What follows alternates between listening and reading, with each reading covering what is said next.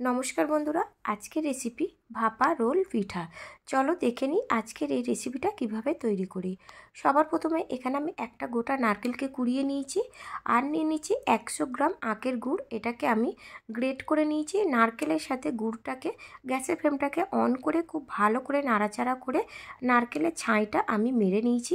এই নারকেলের ছাইটা মারতে 5 মিনিট সময় লেগেছে।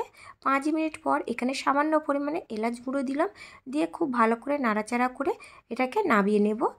এবারে এই প্যানের মধ্যে আমি 1 কাপ জল দিয়েছি। জলটা যখন এরকম ফুটে উঠবে স্বাদ মতো লবণ দিয়ে দিলাম আর দিচ্ছি 1 চা চামচ চালের গুঁড়ো। এখানে আমি সিদ্ধ চালের গুঁড়ো ব্যবহার করেছি। এবার খুব ভালো করে জলের সাথে চালের গুঁড়োটাকে মাখিয়ে নেব। মাখিয়ে নেওয়ার পরে এটাকে আমি হাত দিয়ে খুব ভালো করে থেসে নিচ্ছি। যখন হালকা কুসুম গরম থাকবে তখন হাত দিয়ে এটাকে থেসে নেবে। তারপরে এটাকে আমি দুটো লেচি কেটে নিয়েছি। এবারে এই দুটো লেচিকে আমি খুব ভালো করে হাতের সাহায্যে চাপ দিয়ে একটু লম্বা করে নিয়ে বেলে নিলাম। ঠিক এরকমভাবেই আমি বেলে নিয়েছি।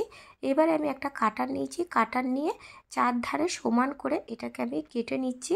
এটা কেটে নিলে দেখতে খুব সুন্দর লাগে, তাই আমি কেটে নিচ্ছি। তোমরা চাইলে এটা কেটেও নিতে পারো বা সব সমেতই তোমরা এটাকে নারকেলের ছাই দিয়ে রোল মেরে নিতে পারো। এবারে এগুলোকে আমি সরিয়ে নিচ্ছি। দেখো সরিয়ে নেওয়ার পরে দেখো এটা কিন্তু খুব সুন্দর দেখতে লাগছে।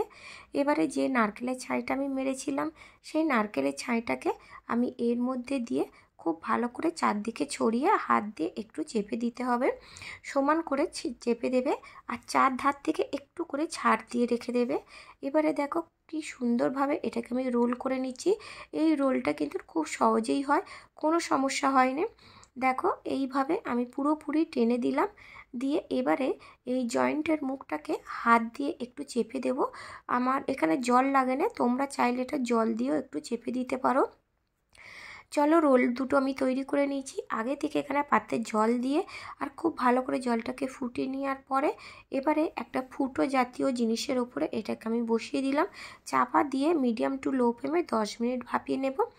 ভাপিয়ে নেওয়ার পরে এটাকে আমি পুরোপুরি ঠান্ডা করে নিয়েছি। পুরোপুরি ঠান্ডা করে নেওয়ার পরে এটাকে আমি ছুরি দিয়ে কেটে পিস পিস করে নিচ্ছি। দেখতে পাচ্ছ কতটা সুন্দর হয়েছে। যতটা সুন্দর দেখতে, খেতে কিন্তু আরও টেস্টি হয়। তৈরি হয়ে গেছে আজকের ভাপা রোল পিঠা। রেসিপিটা যদি তোমাদের কাছে ভালো লেগে থাকে অবশ্যই লাইক করো আর কমেন্ট করে জানিও বন্ধুরা কেমন হলো। আমার চ্যানেল নতুন বন্ধু হয়ে থাকলে চ্যানেলটি সাবস্ক্রাইব করো।